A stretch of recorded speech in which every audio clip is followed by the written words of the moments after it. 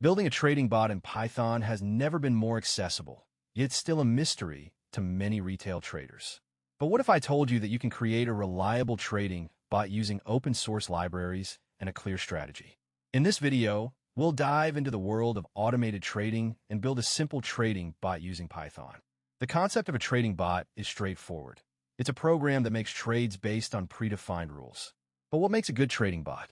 It's all about the strategy, and in this video, we'll focus on a simple yet effective trading concept called the moving average crossover strategy. This strategy is based on two moving averages with different time periods, which help identify trends in the market. The moving average crossover strategy is easy to implement and requires only two parameters: the short-term moving average period, SMA, and a long-term moving average period, LMA. For this example, we'll use SMA equals 20 and LMA equals 50. These values are not arbitrary.